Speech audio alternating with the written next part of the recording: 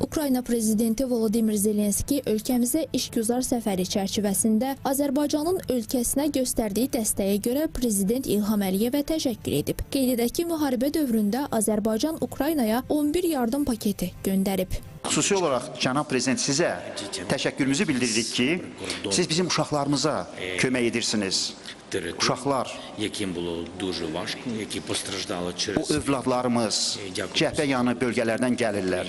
Onlar əzab-əziyyətlərlə üzləşiblər, müharibədən əziyyət çəkiblər.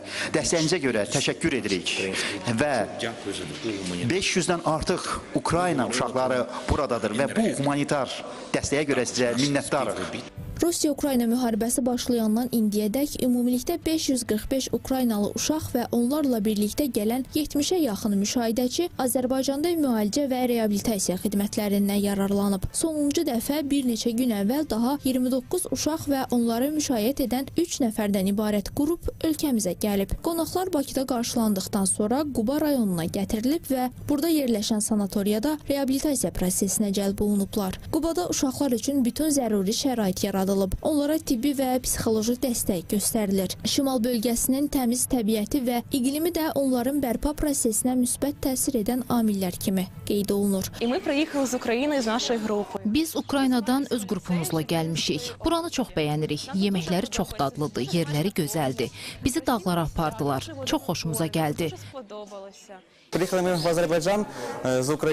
Biz Azərbaycana Ukraynadan gəlmişik. Burada hər şey çox yaxşıdır. Bizi çox yaxşı qarşıladılar.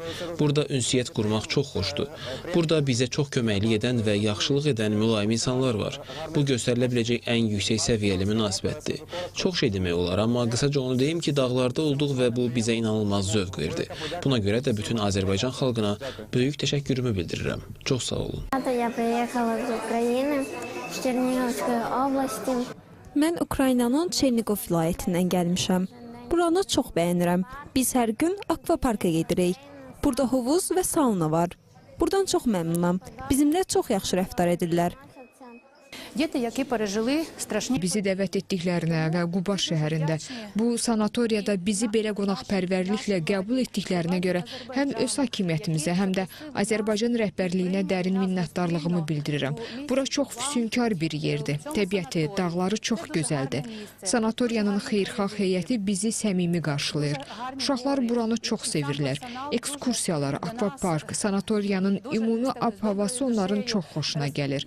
Burada insanlar çox qonaqpərvər və gözəldilər. Öz adımdan, valideynlər adından, bura gələn şagirdlərimiz və rəhbərliyimiz adından hər kəsə sonsuz təşəkkürümü bildirirəm. Hər kəsə minnətdaram. Onu da bildirək ki, bu 2026-cı il ərzində ölkəmizə reabilitasiya üçün gələn 3-cü uşaq qrupudur. 7-14 yaş aralığında məktəblilər 2 həftə ərzində Azərbaycanın gəzməli, görməli yerləri ilə tanış olur, tarixini yaxından öyrənirlər.